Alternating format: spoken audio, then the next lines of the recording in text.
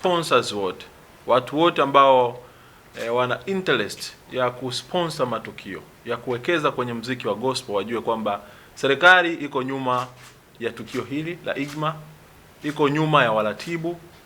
Tukio limefuata taratibu zote za kiserikali na Baraza la Sanaa la Taifa linatoa support yote. Kwa hiyo ukiwekeza kwenye IGMA umewekeza kwa Watanzania, umewekeza kwa vijana ambao wana uchu wa kufika mbali, lakini kwa namna moja ama nyingine wanakuwa wanakosa platform, kwa sababu sisi kazi yetu kubwa ni kukuza na kuendeleza sanaa. Tunakuzaje na kuendeleza sanaa? Ni kupitia platform kama hizi, matukio, tuzo, programs za kukuza vipaji. Sisi kwa namna moja ama nyingine tunaweza tusiweze kufanya kwa ukubwa wake, lakini tukipata wadau kama hivi inatusaidia sana, na hapo mziki wetu unakuwa, wasanii wetu wataongelewa na mwisho wa siku watapata kipato. Kwa kumalizia, kama BASATA tunaunga mkono hili jambo. Lengo ni kuwafikia wanamuziki wote wa muziki wa Injili, kuanzia mdogo, mkubwa na kwaya zote. Kuna walimu wabobezi, watunzi wabobezi, watatuambia experiences zao.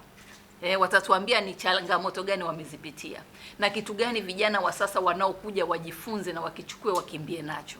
Kwa hiyo ni vitu vya namna hiyo. Kwa tutakuwa tunaenda wote kwa pamoja. Kwa hiyo mategemeo ni kwamba, kwa mfano kwa Dar es Salaam hapa nadhani tutakuwa na zaidi ya wasanii 300. Nadhani mwaka jana artist connect tulikuwa 350. Ilikuwa pale Century Cinema tulialika 200, lakini walikuja 350. Kwa mwitikio ulikuwa mkubwa. Na ndio maana tukaamua sasa mwaka huu tubadilishe venue kidogo, tupate sehemu ambayo ni kubwa. Hata kama tukija ndani bado kuna sehemu ambayo tutaweza kuangalia kwenye screens hapa. Mwaka huu mkurugenzi tuwe na tuzo maalum kwa ajili ya waandishi wa habari ambao wataparticipate moja kwa moja kuhakikisha kwamba IGMA inafahamika zaidi. Yaani tuachilie mbali zile tuzo za waandishi wa habari wa gospel, watu wa media personnel wa gospel.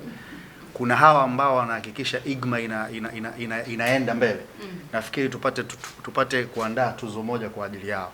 Tunahitaji kuwa na kizazi ambacho kiko bora zaidi, ambacho kinafanya kazi kubwa kikishirikiana kwa pamoja, na tunatamani waimbaji pia wafanye kitu kikubwa sana. Sisi tunashiriki kwa ajili ya kuweza kuwapatia elimu ya uwekezaji.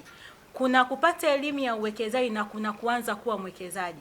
Kupata elimu ya uwekezaji ni kitu cha kwanza. Kwanza itakusaidia kwenye namna sahihi ya kuweza kuweka malengo yako. Ujue kabisa kwenye ile pesa ambayo unaipata, unatakiwa kuna pesa kidogo unatakiwa ujilipe mwenyewe, na kujilipa mwenyewe ndio kuweka akiba, kwa sababu pesa zina tabia ya kufanyaje, zina tabia ya kuisha.